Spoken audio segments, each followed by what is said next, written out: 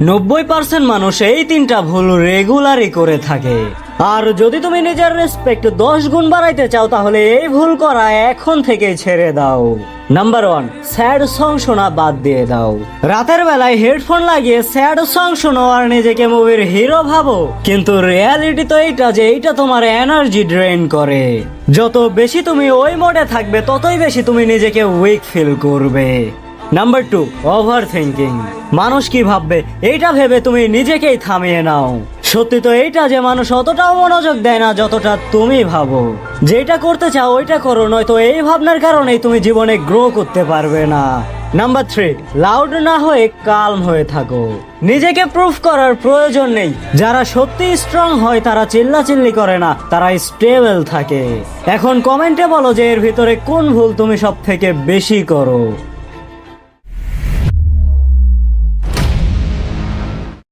এই পৃথিবীর সব থেকে ভয়ানক মানুষ সে যে নিজের অপমান হওয়া শুনেও চুপ হয়ে থাকে। ওই মানুষটা অযথা কোনো ছাত্রীদের সাথে ঝগড়া করতে যায় না, কারণ সে এটা খুব ভালো করে জানে যে কখন কার মাথা ফাটাইতে হবে আর কখন কোন জায়গাতে চুপ হয়ে থাকতে হবে। আর সে এটাও খুব ভালো করে জানে যে কখন কার সঙ্গ দিতে হবে আর কখন কোন জায়গায় চুপ হয়ে সঠিক সময়ের অপেক্ষা করতে হবে। কারণ যখন তুমি নিজের রাগকে কন্ট্রোল করতে পারো, নিজেই নিজেকে কন্ট্রোল করতে পারো, তখন পুরো গেমটাই তোমার হাতে থাকে। আর ওই মানুষটার সাথে ভুল করেও লড়াই করতে যেও না যে নিজের অপমান হওয়া শুনেও চুপ হয়ে থাকে, কারণ তুমি এটা ভাবতেও পারবে না তার মাথার ভিতরে কত বড় তুফান চলছে।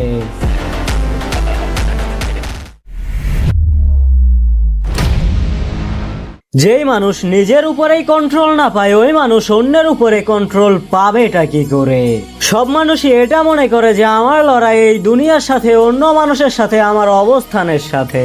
কিন্তু সত্যি তো এটা যে তোমার কম্পিটিশন এই দুনিয়ার সাথে নয়, কম্পিটিশন তো তোমার ভিতরে, তোমার নিজের সাথে তোমার কম্পিটিশন। তুমি প্রতিবারই অলসতা করে নিজের কাজকে, নিজের গোলসকে ভুলে যাও। আর প্রতিবারই তুমি বলো যে আজ না কালকে করব, এটা বলে তুমি তোমার কাজকে তোমার ভাগ্যর উপরে ছেড়ে দাও। কিন্তু এইগুলো সব কি জন্য হচ্ছে জানো তুমি? শুধু একটাই রিজন, কনসিস্টেন্সি। আর কনসিস্টেন্সি ছাড়া কোনো মানুষই কোনোদিনও বড় কিছু করতেই পারবে না। কনসিস্টেন্সির এই দুইটা সিম্পল আর powerful rule. Rule number 1, same time rule. প্রতিদিনই একটা নির্দিষ্ট সময়ে কাজ করো। তাতে তোমার ভালো লাগলো না খারাপ লাগলো এটা তোমার ভাবারও প্রয়োজন নেই, তুমি শুধু ওই সময়ে কাজ করতে শুরু করো। কারণ যখন সময় নির্ধারিত হয় তখন ব্রেন আর কোনো বাহানা তৈরি করে না। Rule number 2, no skip rule. যদি তুমি দিনে 10 মিনিটও কাজ করো তারপরেও তুমি প্রতিদিনই করো, কারণ যেই দিন তুমি স্কিপ করো ওই দিনই তুমি চেনটা ভাঙো। আর এই চেনটা একবার ভেঙে গেলে ফিরে আসতে আবার অনেক কঠিন হয়। তুমি কি ভাবছো তোমার প্রবলেম সময়ের? সত্যি তো এটা যে তোমার প্রবলেম তোমার মাইন্ডসেটের, কারণ তুমি নিজেকেই কন্ট্রোল করতে পারছো না। এই জন্য তোমার জীবন আস্তে আস্তে তোমার কন্ট্রোলের বাহিরে চলে যাচ্ছে। তুমি প্ল্যান বানাও, গোল সেট করো, কিন্তু 2 দিন পরে সব শেষ। তারপরে ওই একই হ্যাবিটস আর একই ডিস্ট্রাকশন আর বলো যে আমার দ্বারা হবে না। কিন্তু সত্যি তো এটা যে তুমি নিজেকেই সিরিয়াস নাও না। আর যখন মানুষ নিজেকেই সিরিয়াস না নেয় তখন এই দুনিয়া তাকে অবহেলাই করে। যদি তুমি সত্যিই বদলাতে চাও তাহলে এই দুইটা রুল ফলো করো। Rule number 1, instant action rule. বেশি না ভেবে যখনই কাজ মাথায় আসবে ওইটার সাথে সাথে স্টার্ট করে দাও, কারণ যত দেরি করবে ততই তুমি অজুহাত খুঁজে পাবে। Rule number 2, identity rule. তুমি নিজেকে বলো আমি ডিসিপ্লিন ম্যান, কারণ তুমি যেমনটা নিজেকে ভাবো তুমি তেমনই হতে পারো। যদি তোমার ভিতরে ওই 3টা সাইন থাকে তাহলে তুমিও একজন দুর্বল মাইন্ডসেটওয়ালা মানুষ। নাম্বার 1, সবাইকেই খুশি রাখা। যদি তুমি সব সময় না বলতে ভয় পাও আর সবাইকে খুশি রাখতে চাও তাহলে তুমি তোমার জীবন তোমার জন্য নয় অন্য কারো ভ্যালিডেশনের জন্য জীবন যাপন করছো। নাম্বার 2, ছোট ছোট কথার উপরেও ওভার থিঙ্কিং। যেটা হয়ে গেছে ওটা নিয়েই বারবার ভাবা, আমি এটা কি বললাম, মানুষ আমাকে নিয়ে কি ভাববে। এই অভ্যাসগুলো তোমাকে আস্তে আস্তে দুর্বল করে তোলে। নাম্বার 3, নিজের ভ্যালুই ভুলে যাওয়া। যখন তুমি অন্যের অপিনিয়ন্সকে নিজের থেকেও বেশি ভ্যালু দিবে তখন মানুষও তোমাকে সিরিয়াস নেওয়া ছেড়ে দেবে। যদি কেউ তোমাকে বারবার ইগনোর করে তাহলে তোমার বেশি কিছু করার দরকার নেই, তুমি শুধু এই 3টে কাজ করো। তারপরে ইগনোর করা তো দূরের কথা, সে নিজেই তোমার কাছে আসতে চাইবে। নাম্বার 1, কোনো রিয়াকশন দিতে যেও না। যখন কেউ তোমাকে ইগনোর করে তখন সে মনে মনে ভাবে যে তুমি এখন রিয়্যাক্ট করবে, কিন্তু যদি তুমি রিয়াকশন না দিয়ে সাইলেন্ট হয়ে যাও তাহলে তার অহংকার ওইখানেই ভেঙে পড়ে আর সে নিজের উপরেই ডাউট করতে থাকে। নাম্বার 2, ডাবল ইগনোর করো। একটা মানুষ সবকিছুই সহ্য করতে পারে, কিন্তু কেউ তাকে ইগনোর করবে বা তাকে নিচু দেখাবে এইটা সে কখনোই সহ্য করতে পারবে না। নাম্বার 3, কল বা মেসেজ করা বন্ধ করো। যদি সামনের মানুষ তোমার রিপ্লাই না দেয় তাহলে তাকে বারবার কল বা মেসেজ করার দরকার নেই, এতে করে তোমার সেলফ রেসপেক্ট নষ্ট হবে। আর যদি তুমি এগুলো না করো তখন সে বুঝতে পারবে যে সে ভুল মানুষের সাথে পাঙ্গা নিয়েছে, আর যে নিজের ভ্যালু বুঝে সে অলরেডি সাবস্ক্রাইব করে ফেলেছে।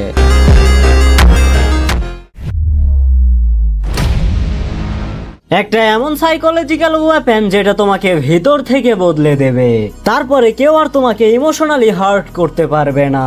কিন্তু যদি তুমি ভিডিওটা মিস করো তাহলে তুমি যেইখানে পড়ে আছো ওইখানেই রয়ে যাবে। প্রতিটা কথাতেই রিয়াকশন দেওয়ার কোনো মানেই হয় না।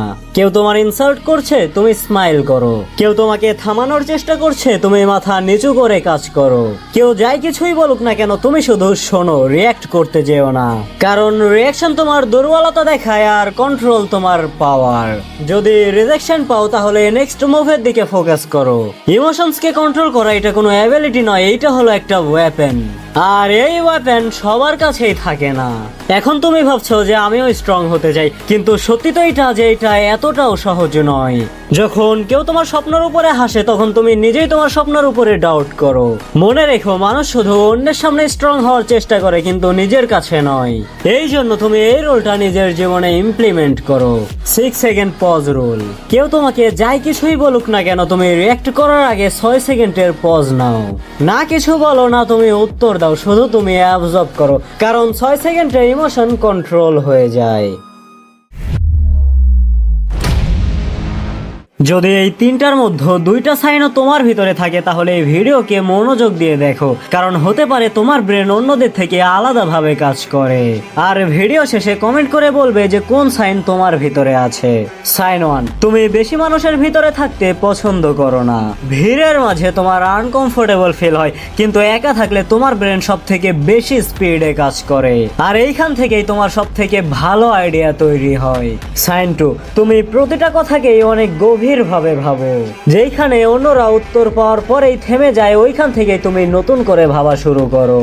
সাইন 3, মানুষ তোমাকে অনেকবারই অলস ভেবে নেয়, কারণ তুমি প্রতিটা কাজকেই সবার মতো তাড়াহুড়ো করে শুরু করো না। কিন্তু সত্যি তো এটা যে তুমি কাজকে তাড়াতাড়ি নয় সঠিকভাবে করার চেষ্টা করো। যদি তোমার ভিতরেও এই 3টা অভ্যাস থাকে তাহলে তুমি যত তাড়াতাড়ি পারো এগুলোকে বদলিয়ে ফেলো, নয়তো এগুলোই তোমার বরবাদের কারণ হয়ে দাঁড়াবে। নাম্বার 1, প্রতিটা কাজকেই কালকে করব বলে ছেড়ে দেয়া। যেই মানুষ প্রতিটা কাজকেই কাল করব বলে ছেড়ে দেয় সেই মানুষটা মেহনতি নয়, সে নিজেরই শত্রু হয়ে দাঁড়ায়। কারণ যদি তুমি আজকের কাজ কালকে করব বলে ছেড়ে দাও তাহলে 99% চান্স আছে যে ওই কাজটা পূরণই হবে না। নাম্বার 2, না ভেবে অন্যের সাথে নিজেকে তুলনা করা।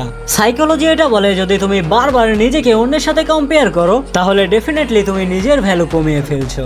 তখন তুমি যে জিনিসকে মোটিভেশন ভাবো ওইটাই আস্তে আস্তে তোমার ইনসিকিউরিটি তৈরি হয়ে যায়। এই জন্য বি কেয়ারফুল। নাম্বার 3, সব জিনিসেই কমফোর্ট খোঁজা। যেই মানুষ নিজের কমফোর্ট জোন থেকেই বাহির না হইতে পারে সেই মানুষ তার জীবনে কোনো সময় গ্রো করতে পারবে না। এটা এমন একটা সিঁড়ি তুমি যেটার উপরে নিজেই হেঁটে নিজের স্বপ্নের থেকে দূরে চলে যাচ্ছ। আর এটা থেকে বাঁচতে চাইলে তুমি রিলেটেড ভিডিওটা দেখে আসো। যদি তুমি সবার থেকে আলাদা পার্সোনালিটি বানাইতে চাও তাহলে এই 4টা কাজ করো। নাম্বার 1, যখন তুমি একা থাকবে তখন তুমি নিজের বিচারের উপরেই কন্ট্রোল রাখো। নাম্বার 2, যখন তুমি নিজের বন্ধুদের ভিতরে থাকবে তখন তুমি তোমার মুখের উপরে কন্ট্রোল রাখো। নাম্বার 3, যখন তুমি রাগান্বিত থাকবে তখন তুমি নিজের সিদ্ধান্তের উপরে কন্ট্রোল রাখো। নাম্বার 4, যখন কেউ তোমার সুনাম করবে তখন তুমি নিজের অহংকারের উপরে কন্ট্রোল রাখো। আর যদি তুমি নিজেকে পাওয়ারফুল বানাতে চাও তাহলে এই চ্যানেলে দেওয়া লং ভিডিওগুলো দেখে নাও।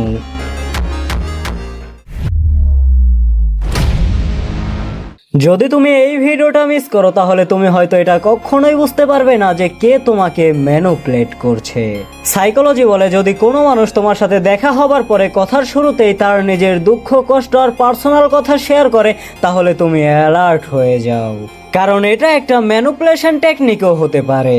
কারণ যখন কোনো মানুষ শুরুতেই তোমাকে তার দুর্বলতা বলে তখন তোমার ব্রেন অটোমেটিকলি তার উপরে ট্রাস্ট করতে থাকে।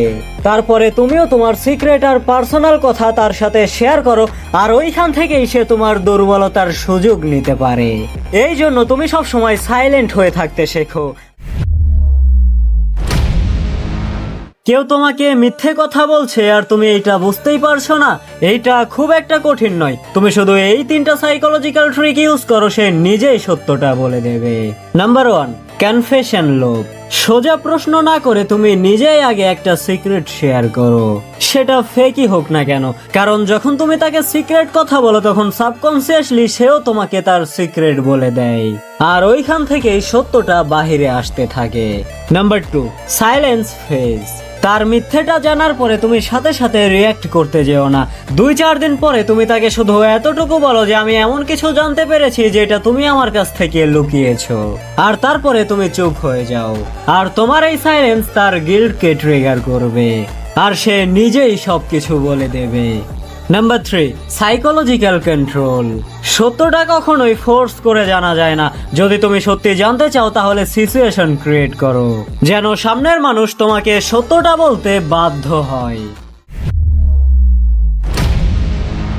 তুমি যেই মানুষকে চোখ বন্ধ করে ভরসা করো, যদি তুমি জানতে চাও যে তার সামনে তোমার ভ্যালুটা কি, তাহলে তাকে তুমি শুধু এই 2টা প্রশ্ন করো। মনে রেখো, দ্বিতীয় প্রশ্ন সব থেকে বেশি ইম্পর্টেন্ট।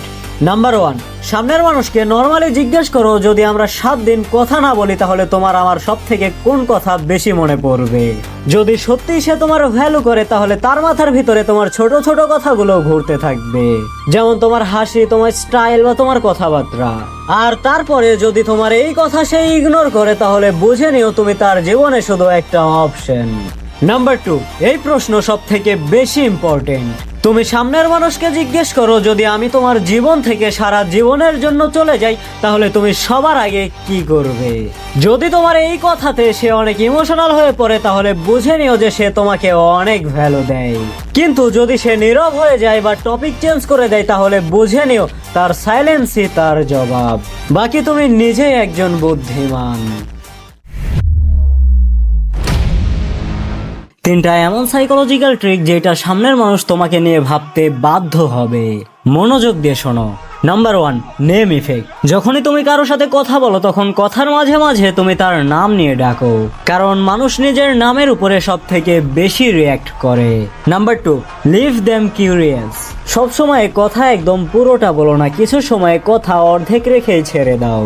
এতে করে সামনের মানুষটা পুরো কথা জানার জন্য বেচেন হয়ে পড়ে আর তোমার প্রতি আস্তে আস্তে অ্যাট্রাক্ট হতে থাকে। কারোর সাথে তুমি স্ট্রং কানেকশন বানাতে চাও কিন্তু উপায় খুঁজে পাচ্ছ না, তাহলে এই 3টা প্রশ্ন তাকে জিজ্ঞেস করো। 3 নাম্বারটা অনেক পাওয়ারফুল, তো এটা ভুল করেও মিস করো না। নাম্বার 1, আজ পর্যন্ত তোমার জীবনের সব থেকে ভালো স্মৃতি কোনটা? এই প্রশ্নের মাধ্যমেই তার সাথে তোমার একটা ইমোশনাল বন্ডিং তৈরি হতে থাকবে। নাম্বার 2, তুমি সব থেকে কোন জিনিসকে বেশি ভয় পাও? আর সে যখন তোমার কাছে তার ভয়ের কথা শেয়ার করবে তখন বুঝে নিও যে সে তোমার কাছে তার সেফ স্পেস খুঁজে পাচ্ছে, আর ওইখান থেকে ট্রাস্ট আর কমফোর্ট ডিপলি গ্রো হতে থাকে। নাম্বার 3, যদি তুমি এটা জানতে পারো যে আগামী 1 বছরে তোমার কোনো চেষ্টায় বৃথা যাবে না তাহলে তুমি কি করবে? এই প্রশ্ন তার ড্রিমস আর তার সিক্রেট ডিজায়ার গুলো রিভিল করে, আর কানেকশনও সব থেকে ডিপ এইখানেই তৈরি হতে থাকে।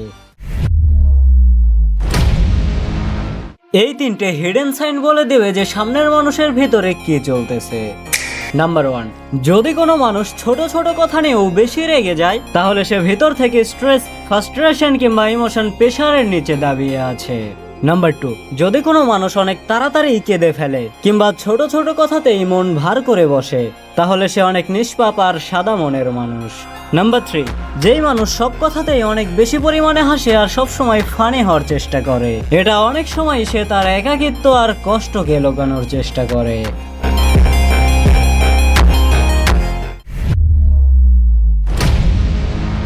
আজ পর্যন্ত এই পৃথিবীর সব থেকে ডেঞ্জারাস স্কিল কি জানো? সবকিছু জানার পরেও চুপ হয়ে থাকা। সব জায়গাতেই তুমি নিজের ট্যালেন্ট দেখাতে যেও না, আর সব মানুষকে এটা বলো না যে তোমার কাছে কত পরিমাণে ট্যালেন্ট আছে, কত পরিমাণে এক্সপেরিয়েন্স আছে, আর কত পরিমাণে নলেজ আছে। কারণ মনে রেখো, যে মানুষটা সবসময় নিজেকে প্রুভ করতে চায়, মানুষ আস্তে আস্তে তাকে ভ্যালু কম দেয়। কারণ ঔষধের মূল্য ব্যথা পাওয়ার পরেই বোঝা যায়। যদি তুমি আগেই কাউকে দাও তাহলে সে ওইটার মূল্যই দিবে না।